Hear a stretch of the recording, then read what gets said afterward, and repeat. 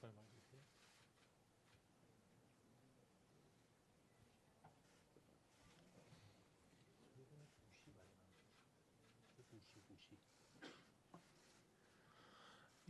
the name of God, the compassionate and merciful, ladies and gentlemen, sorry for this delay, but welcome to the press conference of His Excellency Dr. Hassan Rouhani, the President of the Islamic Republic of Iran. At the outset, I would like to thank the President for allocating a part of his time to us despite a very tight schedule. I would like to thank you all for accepting our invitation and coming to our event. At first, we will have introductory remarks by the President, and then we will take your questions. Then, let me, without further ado, invite Dr. Rouhani to begin his introductory statement. Mr. President, the floor is yours.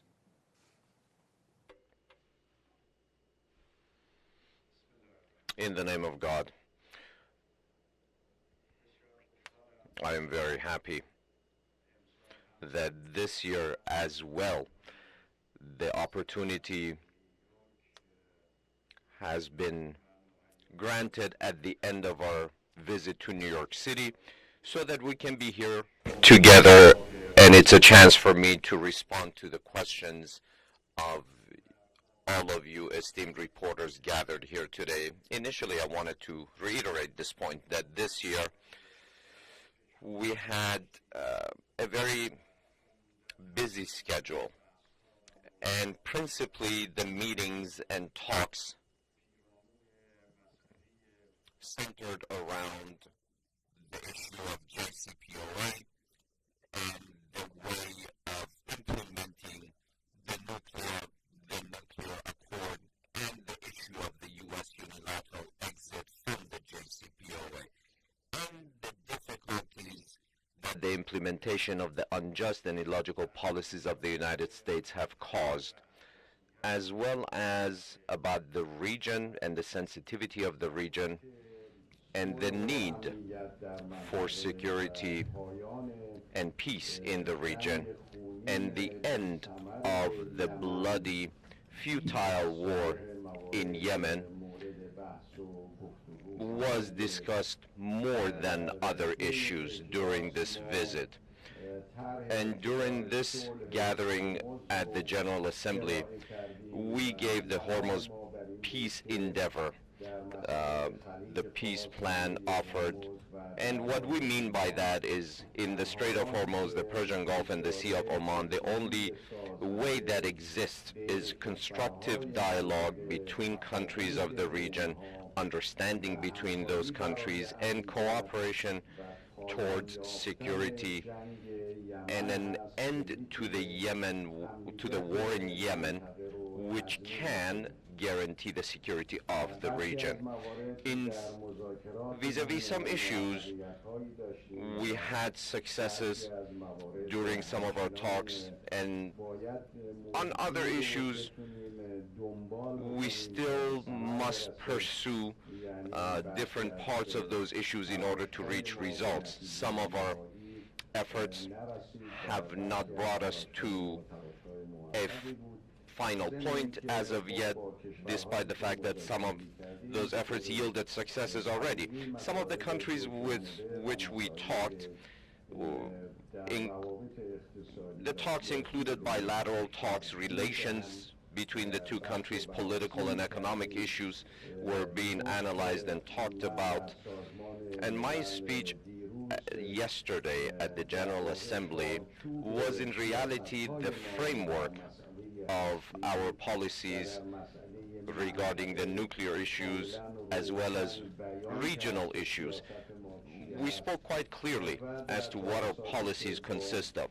And during the meetings that we had with media management personalities as well as the foreign policy experts from the United States, issues of interest, which were obviously off the record, were discussed, which I think were quite useful. I am ready to hear your questions, receive your questions, and then talk about the responses to your questions. Thank you, Mr. President, for your thoughtful remarks. Now we will start questions and answers. Please, I would like to ask you introduce yourself and your affiliation before raising your question, and please limit yourself to one clear and short answer so we will have more time for more questions. Let's start with Pamela Falk, CBS News. The next question goes to James Bays, Al Jazeera. Thank you. Mr. President, it's Pamela Falk from CBS News. Can Iran offer any evidence to refute the satellite imagery that shows the damage to the Saudi facilities was inflicted from the north and thus could not have been done by the Houthis, or any evidence at all to show that it did come from Yemen? And given that the U.S. said it would not lift sanctions, what does Iran see as viable first steps back to talks? Thank you.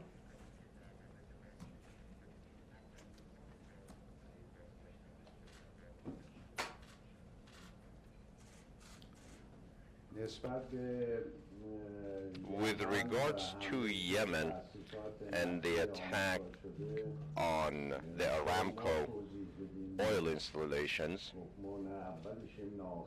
as we say in Persian, we're not one end of the onion or the top end of the onion or the bottom end of it, so we have nothing to do with it. There is a bloody war in the region, a futile and wrong war that consists of the aggression against Yemen, and the people of Yemen have a legitimate right to self-defense.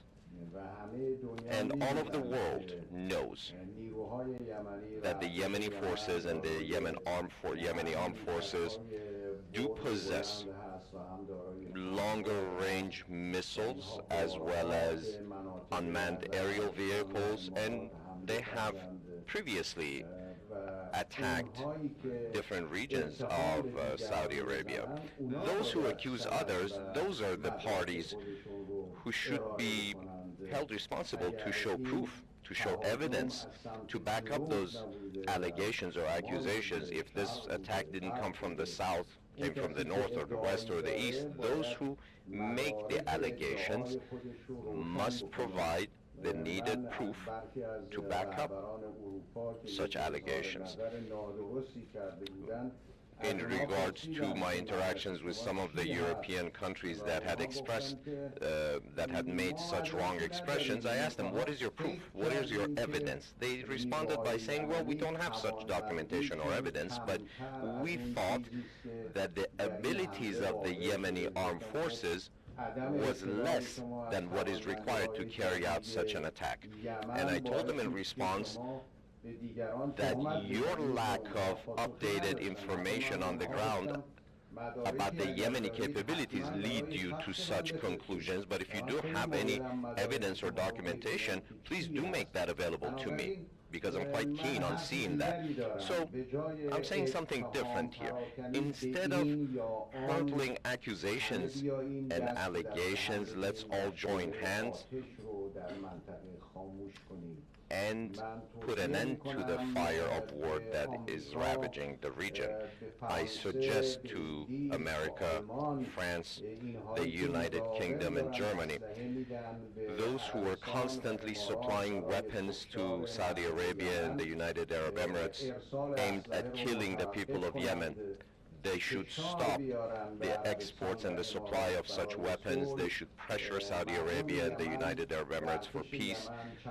The people of Yemen and the armed forces of Yemen a few days ago announced that they stand ready for a complete ceasefire and has ceased all of its activities on conditions that Saudi Arabia and United Arab Emirates would also cease theirs. But unfortunately, after this announcement from the Yemenis, we have witnessed an ongoing attack of that aircraft from those two countries on... Excuse me, one question is enough. Next, James Bays, Al Jazeera. Al Jazeera English. And next question goes to Maria Kerenova, Itartas. James Bays, Al Jazeera English. Mr. President, while you've been here in the US, how closely are you following political developments here? And is Iran's best hope now President Trump either being impeached or being defeated in next year's election?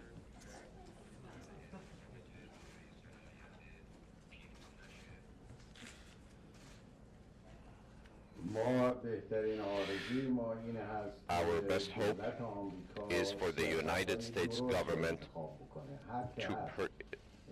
to pursue right policies, whomever that person may be heading the executive branch or from whichever party, be it Mr. Trump or another individual.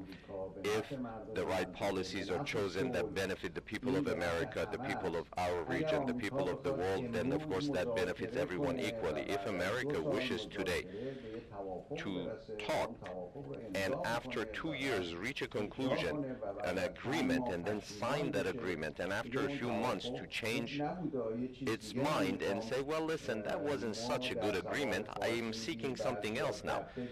In Persian we say some just make frivolous excuses. Any day that they are faced with challenges or problems, they make other parties responsible for those problems. We were partners in talks. We conducted talks and negotiations for 2 years, and we reached an agreement. In addition to that, the UN Security Council enshrined that agreement in Resolution 2231. So this does not benefit anyone. For such an agreement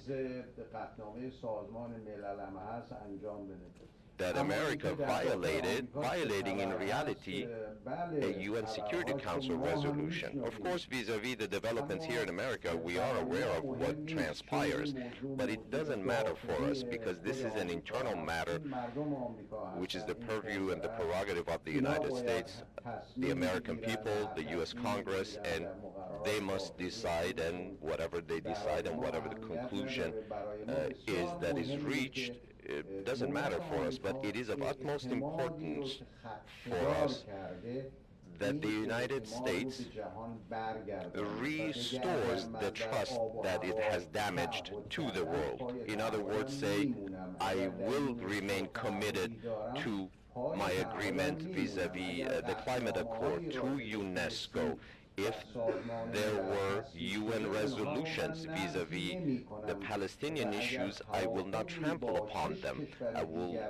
If I had made an agreement as a country with 6 other nations, I will live up to those commitments. That is what's important for us. Mr. Najaf Sadeh, IRIB. Thank you very much, Mr. President. So, Maria Kranova, Russian TASS news agency. The question is about visa issues. President Trump announced yesterday a decision to deny entrance to United States to all high-rank Iranian and Venezuelan officials. Russia also had big problems with entrance to US.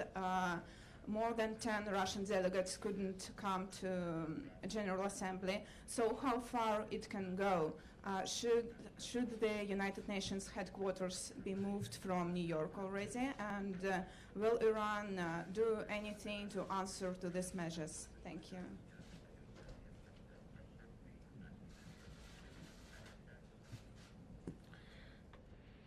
Well, we have been faced with this very problem from before. The Iranians who sought to enter the United States faced problems, and even recently, during a scientific competition, an academic scientific competition centering on aerospace, a team of our students from Sharif Technical University were supposed to participate, were set to participate in this competition in the United States. They were not granted visas to enter the country and participate, and they were forced to participate video conferencing. And in fact, they won the competition. But for us, a government that reaches this point, to pick a fight against science, to pick a fight against healthcare, to pick a fight against those who are ill and are seeking treatment, and those who wish to see their loved ones. To me, this really shows the wrong policy of this government. So Iranians really don't, there is no love affair for them to want to come to the United States. If we come here, it doesn't mean that we aim to come here with no purpose. And of course, I'm not saying that we have a problem with the nation, with the people of America. The reason why we come here is because the United Nations is here. And America does not have the right to impede the coming and goings to officials from the United Nations, because the United Nations serves as the home of all governments and all nations throughout the world. This is the house of peace and the house of communications with one another. And America must not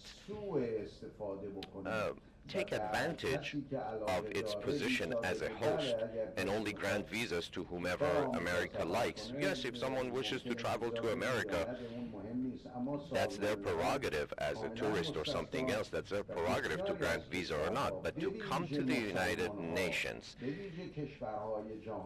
particularly Muslim countries, particularly third world countries, even neighboring countries such as Mexico, even they are facing problems as far as being able to enter the United States. And I think this path that America has chosen does not benefit anyone. But as far as the United Nations headquarters being moved to another place, that is an important decision. If we're ever asked, we will of course vote for it, for the United Nations headquarters to be transferred to a more secure and better country that does not have the narrow viewpoints that we have been witnessing. The next question goes to Franco Ciardo, TRT. سلام آقای دکتر.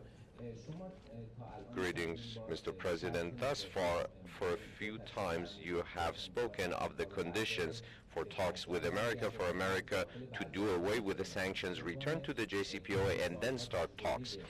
As someone who has the years and years-long experience of such talks, how much do you see this as being feasible and realistic and possible? What we announce are our policies. Now, if we want to put percentages on the possibility of that occurring, at any time a country can feel that her previous policies were wrong and return to the correct path.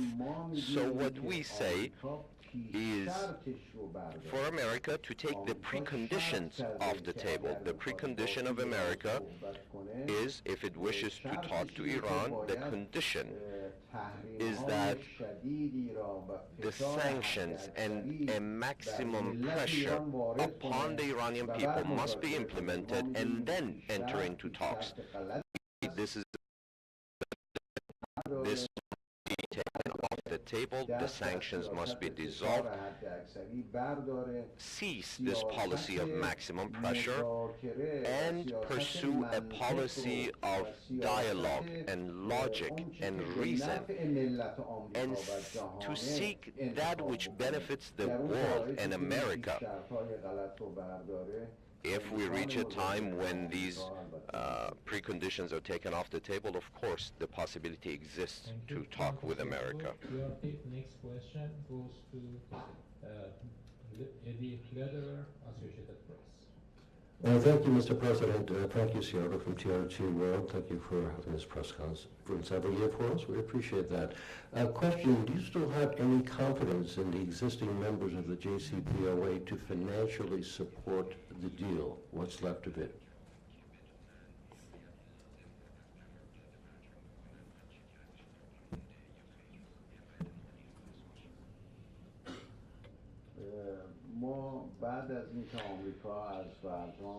Following the unilateral exit of the United States of America from the JCPOA, the remaining parties, which are the 4+1, held meetings at different levels and promised us that they would be able to make up for the exit of the United States from the deal and for the JCPOA to continue.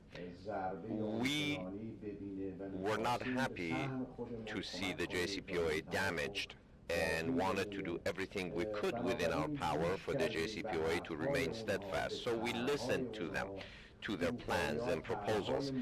The Europeans set forth many plans. Initially, they told us we will go through central banks in order to conduct transactions and business with you. After a few months, they said we have run into problems with our central banks, so we will go through another financial system, a special purpose vehicle, or SPV, if you will. So through that SPV, we will conduct financial affairs with you. After a few months, they came back and said this system has run into challenges as well. And now we'll go through another system named Instex. Thus far, this last one, even in practice, has not been able to stand on its feet. So unfortunately, when it comes to actions, Europe has demonstrated its inability or lack of willingness, or perhaps it wishes to not pay anything for the agreement that it is a part of, because maybe it emanates from a mentality that says, I wish to stay in this multilateral agreement, but I wish to put all of the costs and the burdens on the shoulder of Iran. So we kept trying. We are still talking to them. Our distinguished foreign minister during the last few days that has been in New York City has had meetings with the 4+1 representatives, and perhaps other talks will continue. But thus far, unfortunately, they have not succeeded. About 4 months ago, we announced to them that if you are not able to adhere to your commitments, we will also gradually decrease our commitments in 2 steps, in 2 phases. We decreased our commitments, and during the 3rd step, which was announced and began, we hope that before we reach the end of the 60-day period that we have given, we can reach an agreement. But if they can adhere to their commitments, if they cannot adhere to their commitments, of course we will take further steps. Thank you. Eddie Lederer, Associated Press. Next question, Mr. Mohsen Taherzadeh, IRNA. Thank you very much, Mr. President. Edith Lederer of the Associated Press. We know that President Macron of France was trying to arrange a meeting between you and President Trump. Were there any contacts at all between your delegation and the American delegation? And there are some reports that President Trump may still want to meet you, not in New York necessarily, but somewhere else in the coming months.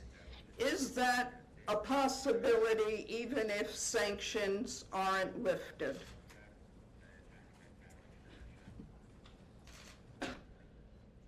Of course, the President of France has been seeking for months to find a solution for this problem.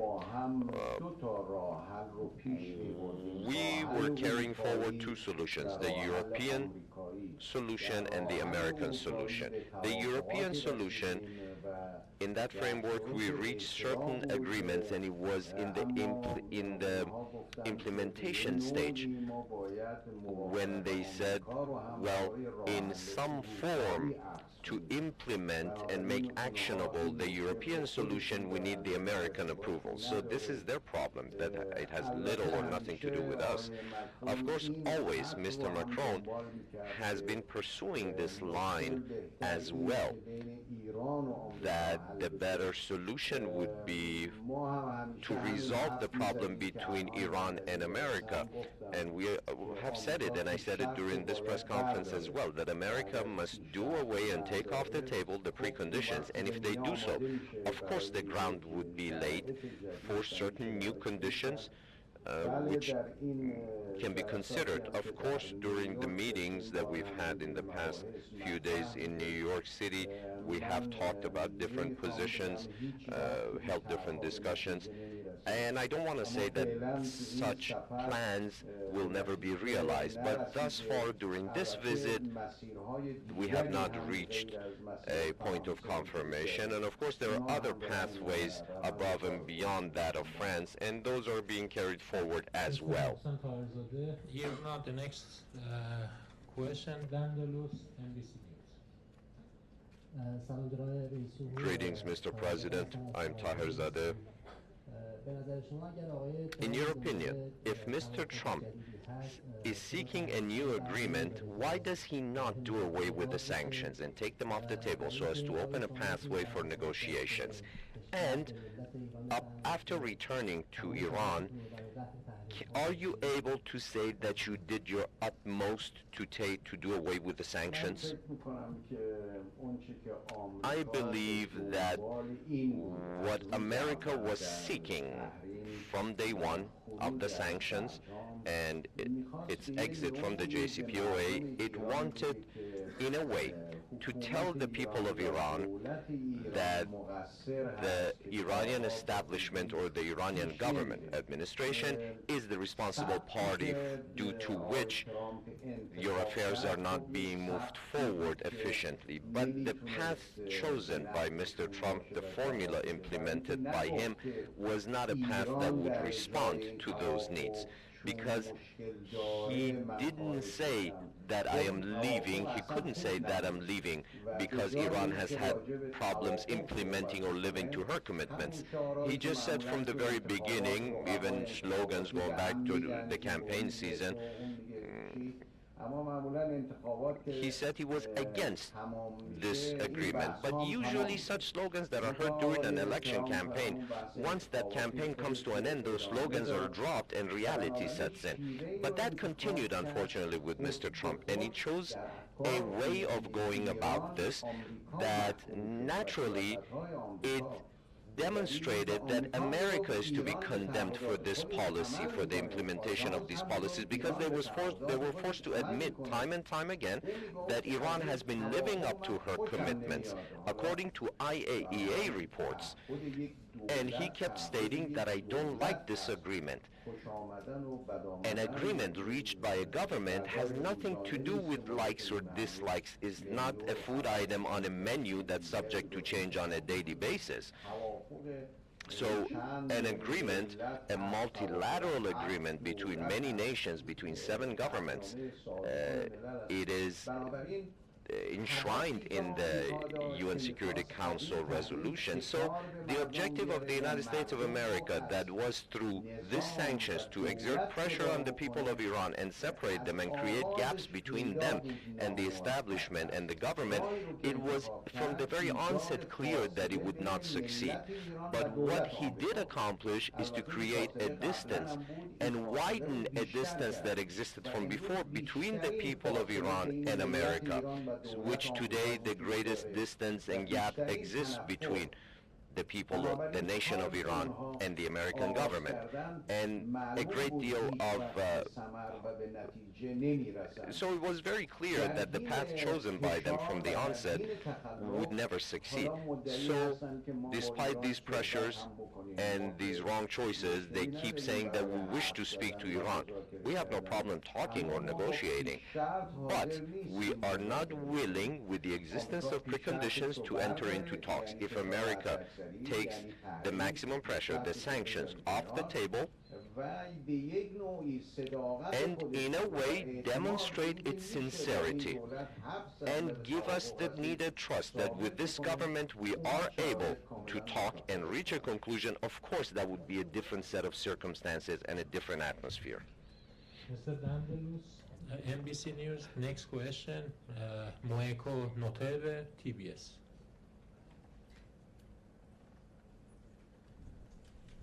Dandelus, NBC News. To diffuse tensions and to build confidence between the two governments, would the Supreme Leader support and endorse the idea of discussions about resolving the fate of Americans held in Iran and Iranian nationals detained in the United States?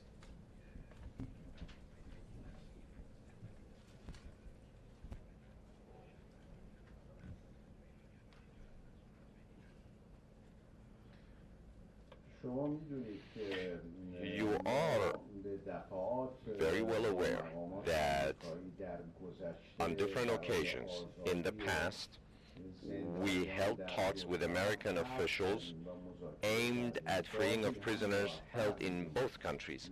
At times we did succeed, meaning that the Americans or the dual citizens, whatever the case may be, those were freed, as you recall. In return, on the other side, the Iranians held here were freed as well.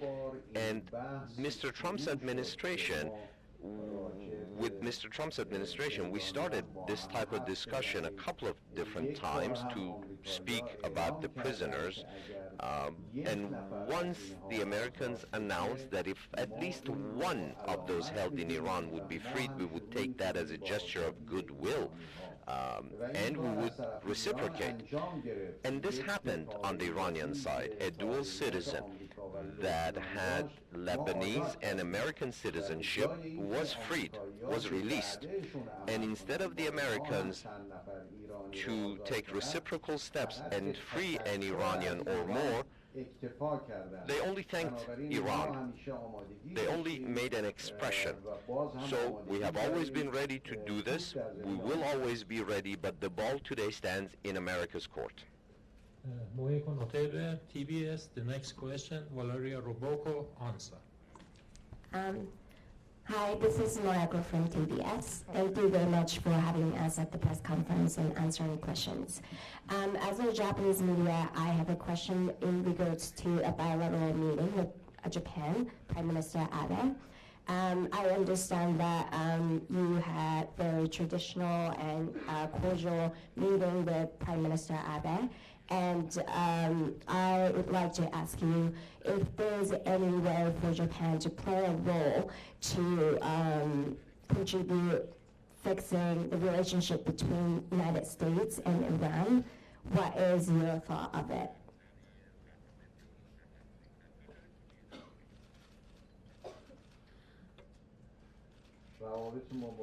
Our relations with the Japanese government have been and are and will be good and fruitful relations, friendly relations. And with Mr. Prime Minister Abe, I have held many meetings during the past few years, perhaps 8 or 9 different times we've held a bilateral meeting and spoken of bilateral issues, international issues. And recently, a few months ago, you may recall that he had a visit to Tehran, which was a very good visit, very fruitful, useful visit. And in New York, yes, we did have a friendly encounter during which we spoke of different topics. Yes, Prime Minister Abe has been seeking this particular path from a few months ago in particular, aimed at taking away the sanctions implemented by America and in a way to bring both sides together and change the conditions and atmosphere. Mr. Abe is still seeking to move on that pathway, which perhaps to some degree emanates from their just preoccupation as well. We do hope that these pathways yield to tangible results only if America reaches the conclusion that the actions taken 18 months ago have been 100% to the detriment of herself, of the nation and people of Iran, and all of the countries in the region, and all of the job creators and industries and companies that were and still are some engaged in business with Iran. So the right choice must be made. The next question, Valeria Roboco answer. The next, Richard Ross, CNN. Thank you, Mr. President. My question is, did you have any contact with the new Italian government, and did you count still on the traditional friendship between our two countries? Thank you.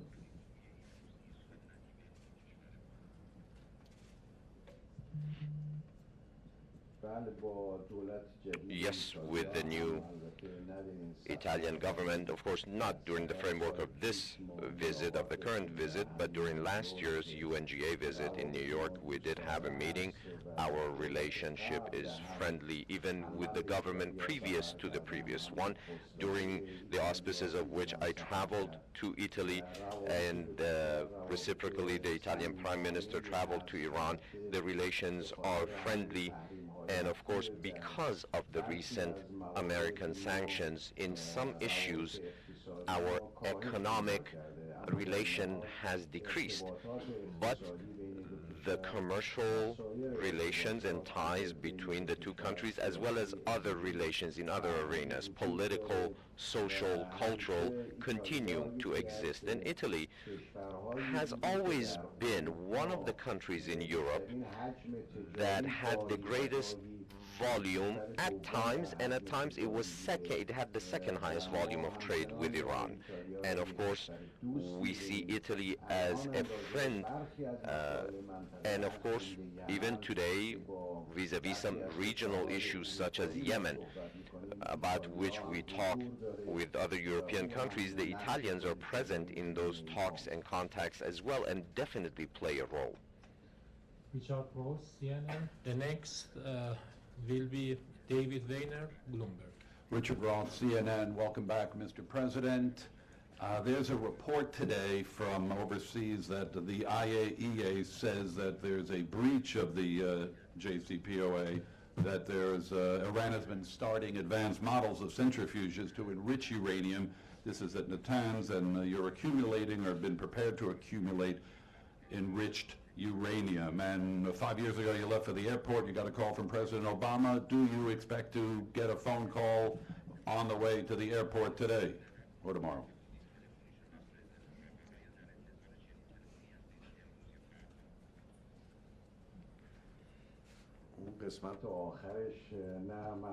The last part, my answer to that is negative.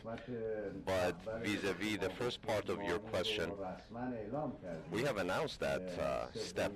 The third step in decrease of JCPOA commitments by us was that the limitations that we had vis-a-vis research and development within the framework of the JCPOA, we have left those limitations. We have taken those limitations off the table. We announced it formally. We announced it to the IAEA as well.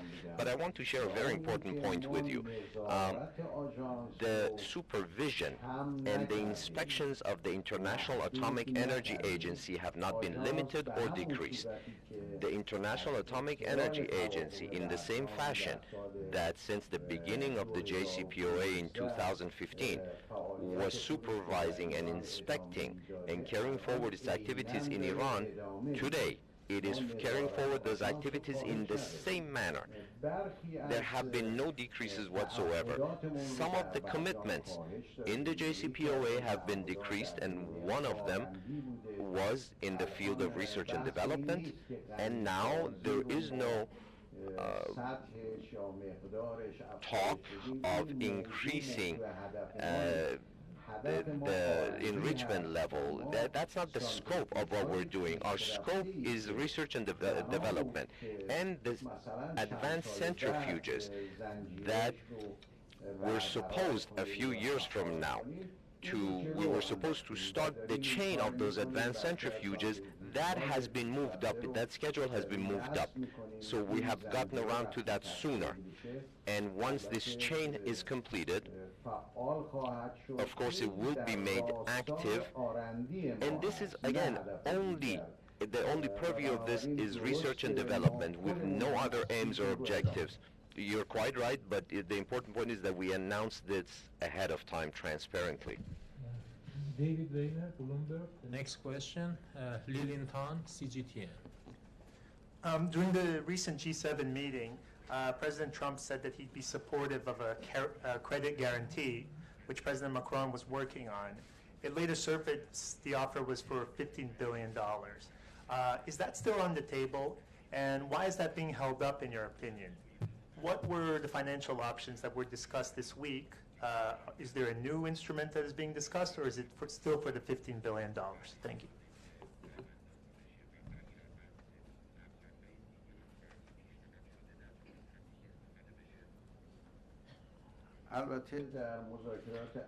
Of course, during our recent conversations, we have been talking about taking away the sanctions in their entirety.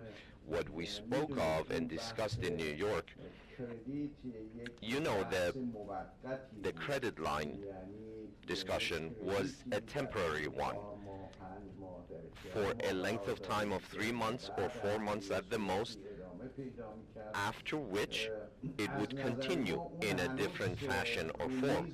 In our opinion, that is still on the table, but what the Europeans are facing as far as problems in implementing that and activating it, they know, we don't. But in New York, our discussion was above and beyond credit lines. It was about taking away the sanctions in their entirety. And some of the important regional issues were also discussed. And this discussion, of course, did not come to full fruition, and perhaps it will be carried forward on other occasions. David Sanger, New York Times. Mr. President, I'm Liling Tan from Feature Story News and China Global TV Network. China's State Councilor and Foreign Minister Wang Yi has called for all efforts to resolve the nuclear issue. Given the U.S. pressure and new sanctions on Chinese firms for transporting oil from Iran, and the lack of success by the Europeans in their efforts to try and soften the economic blow on Iran, how much of a role is China playing, and what more would you like to see from Beijing?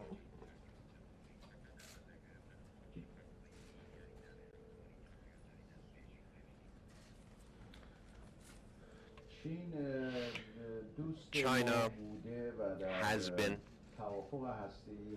and is our friend and was an active member of the JCPO A negotiations and ultimately signatory. And after the signing of the JCPO A, we had good relations, and perhaps we have seen a decrease in our relations, in the volume of our relations due to the sanctions. But the Americans are still seeking their previous policies, are still moving forward with those policies. In other words, more pressure aimed at reaching discussions, which is the same thing that is taking them farther and farther away from discussions and negotiations. So this is the mistake that they have made and keep making, unfortunately. And as you said, every day, perhaps on a daily basis, America targets and brings under sanctions an entity or more because of their relationship with Iran and the implementation of illegal and wrong policies of sanctions, which cannot be in their nature extraterritorial, is being pursued and implemented. So, but we wish for our relationships with China to be expanded in all fields. David Sanger, New York Times. Next question, Nabil Abissab, Al Arabi TV. Mr. President, David Sanger from the Times, good to see you. You talked before about the maximum pressure that the United States is placing on Iran. Would you say that the strategic purpose of your escalation of nuclear activity at Natanz is your own form of maximum pressure? And if not, what is its strategic purpose? You've said many times you don't want to build nuclear weapons. So what is the purpose of continuing to increase the production at Natanz? And do you see an end to that? Is there an end point beyond which you would not go, beyond 20%, for example?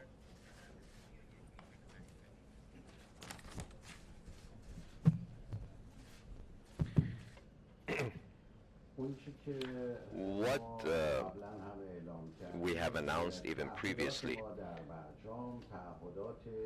our commitments within the JCPOA are bilateral, multilateral. Some of those commitments we have to fulfill, other commitments our counterparts have to fulfill. What we have witnessed in the last few months had become a unilateral set of commitments that had to be implemented. In other words, we were living up to our commitments fully, and they kept decreasing their commitments. We wanted to create a balance. Just as they were decreasing their commitments, we wish to decrease ours as well. And this is a formula that had been envisaged in paragraphs 26 and 36 of the JCPOA, that if one side does not live up to and fulfill part of their commitments, the other side can, to the same degree, decrease its commitments. So what we do is a decrease of commitment within the JCPOA. Therefore, we announced that the decrease of our commitments is in such a fashion that is reversible.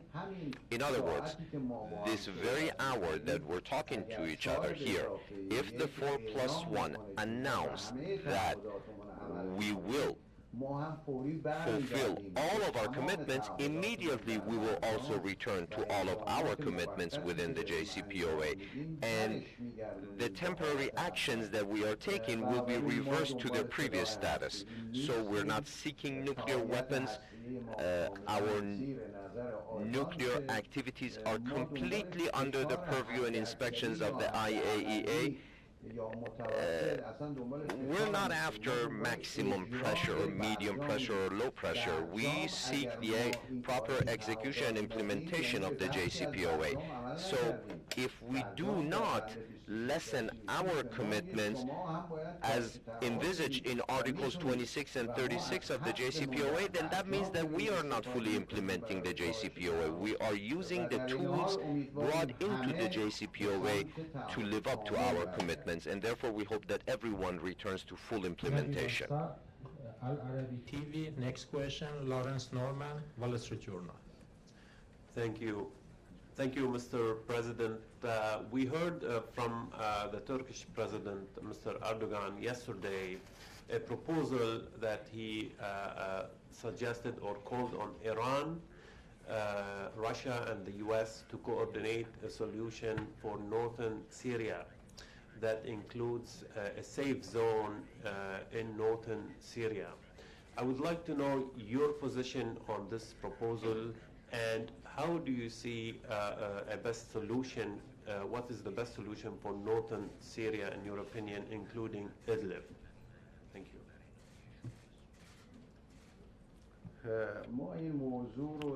This topic, during the most recent gathering that we had in Ankara, Turkey, in which the three presidents of the three countries, Russian Federation, Mr. Putin, Mr. Erdogan, and myself, representing our countries respectively, we held these discussions, and one of the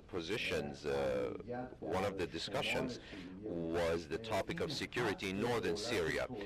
This is the right of the Turkish government to have security along its borders. This is correct, but on the other side, it is very important for us as well that the Syrian territorial integrity be maintained. We believe, and we have said it in the trilateral talks before, that the best solution is that the Americans would exit Syria, because part of the problems in northern Syria are being created by Americans themselves. for the Americans, therefore, to leave Idlib, in which terrorists have congregated, must be cleansed of the terrorist presence, and the Syrian army, for the Syrian army to come and be placed along the Turkish borders. This is the best solution. Instead of the Turkish army to go along the border or even over the border and establish itself on Syrian territory, for the Turkish army to remain inside Turkish territory and the Syrian army be able to come to its northern borders and commit mutually to the security of the borderlines. This is the solution that we offered in the trilateral meetings, and we do hope that the best solution will be found. Lawrence Norman, Wall Street Journal, and the next and last question goes to Nizar Aboud, Al-Mayadin.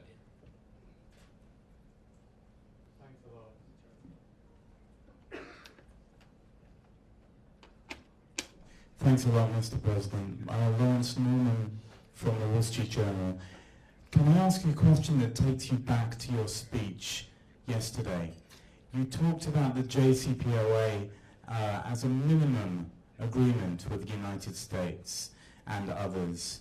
And you said that if the US lifts sanctions, there could be some kind of more for more negotiation. Can I ask you to be a little more precise? Were you talking about more for more only on the nuclear file, or could those talks in the future include other issues, regional issues, missile issues? And could you tell us what will happen with the Stena Impero, please? Will it be released?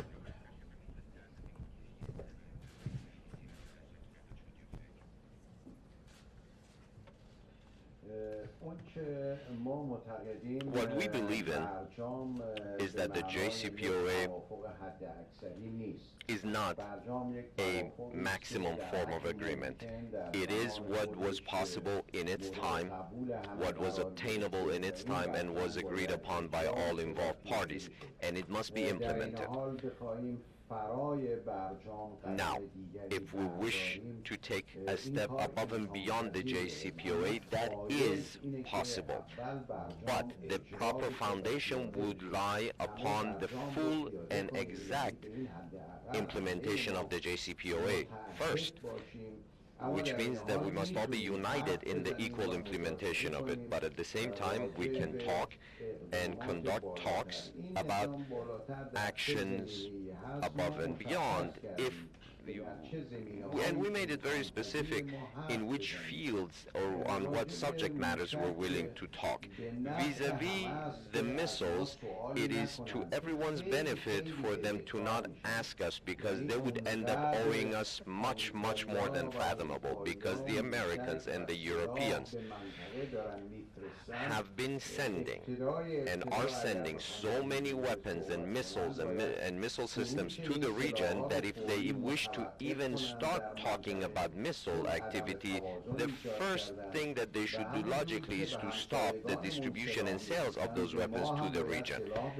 And perhaps even in the same fashion, the same way that they're selling weapons to our neighbors, they should make those available for sale to us as well, because those limitations within the JCPOA, according to the UN agreement, is coming to an end in a short period of time. So again, I do think that they should not touch upon this topic, because, as I said, they would end up owing us much due to their activities and their positions. But about other issues, I think we can talk to one another. The limits or limitations of those talks, we have spoken about the details of those with the Europeans, and those talks have been transferred to the American side as well. As far as the Stena Impero vessel that you touched upon and you asked about, normally it is, the case file is going through its last stages in the court system, and I foresee that it will be freed. Thank you, Dr. Rouhani. Nizar Aboud, Al-Mayadin Television. Iran has been accused by Saudi Arabia and many of the Western powers that it is destabilizing the Middle East in many aspects. Recently, Mr. Imran Khan, the Prime Minister of Pakistan, has conveyed a message to you from Mohammed bin Salman, the Crown Prince of Saudi Arabia, and from Donald Trump. Can you share with us some information about this approach and whether Saudi Arabia is forthcoming regarding not supporting the terrorists and the separatists through destabilizing Iran inside? Would you also talk about this if possible? And is there any possibility of talks regarding Yemen with Saudi Arabia and a new end to this bloody war?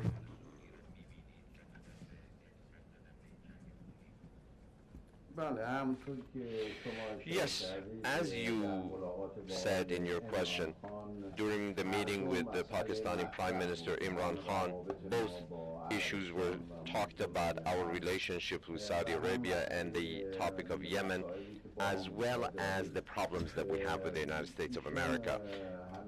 The Pakistani Prime Minister was most recently in Saudi Arabia, conducted talks with Saudi Arabian officials, and a few points he shared with me about his talks with those Saudi officials, and even here he had a meeting with Mr. Trump, and some points of those, some discussions and points of that meeting were transferred to me as well.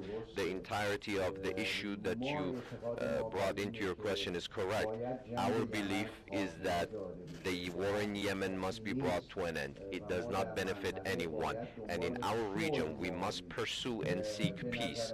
In my opinion, our problem with Saudi Arabia is principally and fundamentally goes back to the Yemeni issue. If there is a ceasefire in Yemen, in my opinion, our problems with Saudi Arabia in a more expedient fashion can be resolved.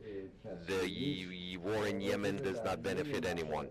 Vis-a-vis other issues, we will keep talking as requested by the Pakistani Prime Minister Imran Khan. We will keep being in contact. Thank you, Mr. President, for your time, and thank you all again for your contribution. Hope to see you soon, and goodbye. I also want to thank all of you for having participated and have given me this chance to be here with all of you this year as well. And I do hope that our ultimate objective that I'm sure is shared by all of us is for us to work hard and strive towards reaching peace and stability in our region and make that a reality. Thank you.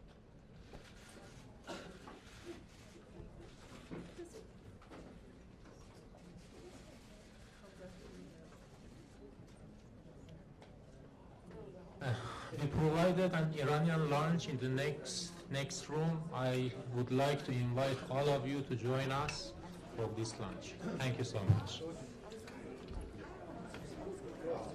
Oh, sorry.